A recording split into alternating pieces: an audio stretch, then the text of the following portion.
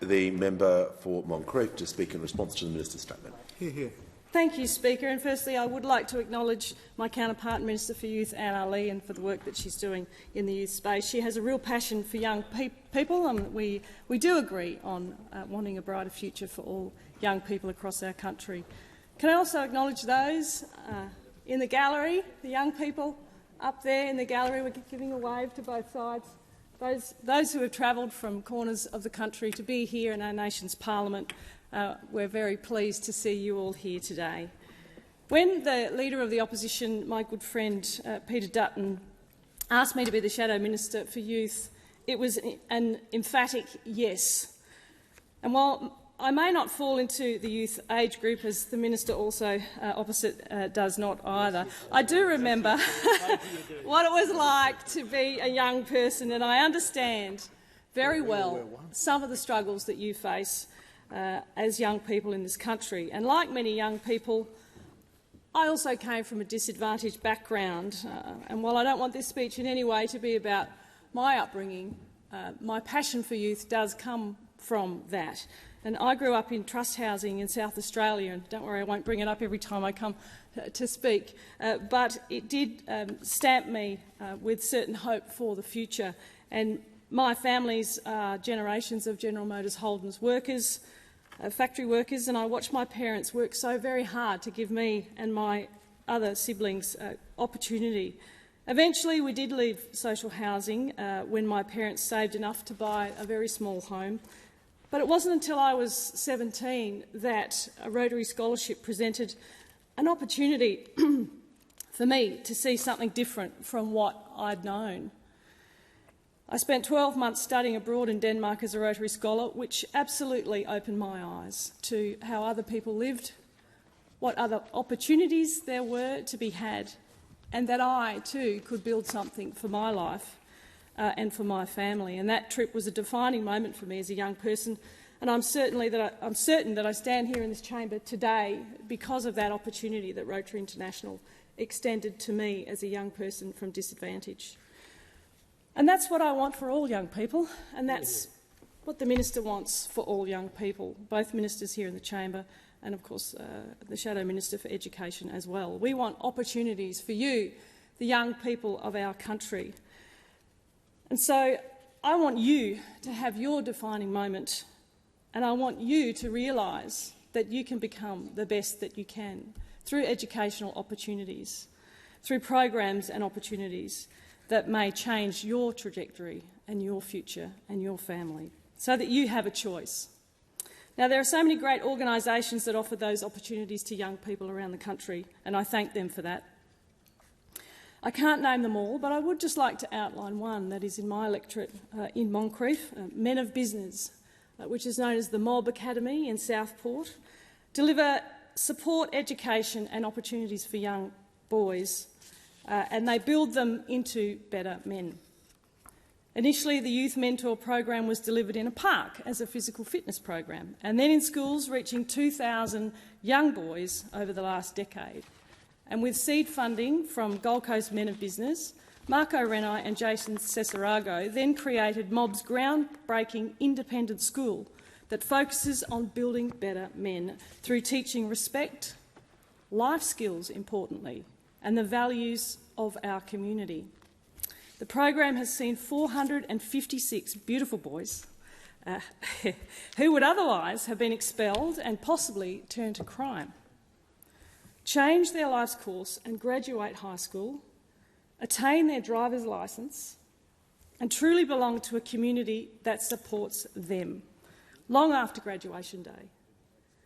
Mob Academy is one of many organisations who passionately believe in our young people because they represent the future and they deserve our attention, they deserve our guidance and they deserve our support. I met with Youth in Search earlier this week, another amazing organisation which is providing peer-to-peer support and counselling to young people. And what I love about Youth in Search is that many of the youth leaders running their weekend workshops are young people who went through the program themselves and turned their lives around. They made good choices. I spoke with Marley and Telly about the challenges they faced as young people, how they worked through their own trauma, and now are exemplary members of their community, giving back through the organisation that helped them. I feel the same way about Rotary International. And that's what we need more of. And I call on the government, I call on the ministers here to continue funding for this program that not only impacts youth mental health, but also improves youth unemployment at the same time. We need more programs that support young people, both interventional and opportunistic. The Gold Coast, like many other parts of Australia, is facing an increased youth crime rate. I don't pretend to know all their circumstances, but I've heard the story enough times to know that many of these young people have faced trauma, mental health issues, or don't have the right support networks around them. Many of them turn to crime because they think it's all they have, or they're simply desperate. Governments need to do more to make sure that these young people don't continue to fall through the cracks. Increased jail time, more people in youth detention and harsher bail laws alone will not solve the crisis. It will not help these young people turn their lives around. It won't help them because they'll be the best version of themselves. I know the Labor government talks a lot about what they're doing in the youth space. I've seen them set up committee after committee, and it's great that young people are getting involved, having a voice and learning about how they can contribute to public policy. But that's all the government is doing. There's an Office for Youth, but I ask the government, how are they representing young people living on the street, stealing cars for fun, or committing crimes? How are the government's committees, totalling 55 young people, and the Office of Youth actually supporting Australia's young people? From the city of Swan in Western Australia to Alice Springs, to Dubbo, to the Gold Coast. How are you helping to reduce the number of young Australians committing suicide each year? How is the government helping? 402 too many in 2021. It's the biggest killer of young Australians, and yet I've seen nothing from this government on how they're addressing that crisis. And the answer is they won't. I am worried that the youth crisis will get worse, and instead of working to hear all young voices, to reach out to all people, young people, this government is more focused on creating more policymakers and teaching them how to work inside the Canberra bubble. Now, people think that being in opposition means that you can't actually do anything. Many people think that.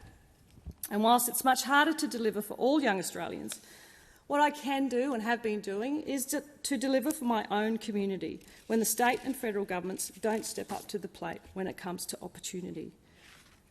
Over the last months, I've worked as patron with Gold Coaster Karen Phillips to deliver the 2023 Impact Youth Summit, a two-day event designed by young people on the Gold Coast for young people on the Gold Coast.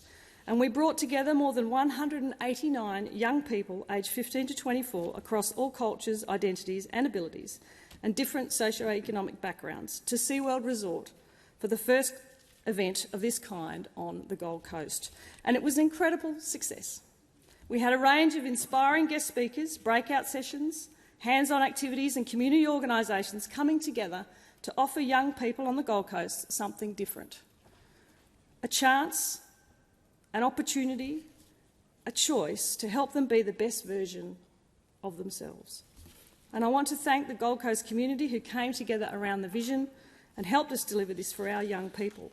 And I know that next year will be even bigger and even better. And I'll end on this note. 2023 is the year of youth, and during this year the Commonwealth will celebrate with the 1.5 billion under-30s living across all Commonwealth countries. The Commonwealth's future and the future of this country rests with our young people. They are our future doctors, scientists, lawyers, politicians, teachers, and even careers that we haven't thought of yet. And that one opportunity, that one chance can change a young person's life for the better and place them on a trajectory to something new and amazing. And so, to the youth of Australia, I say, I stand behind you.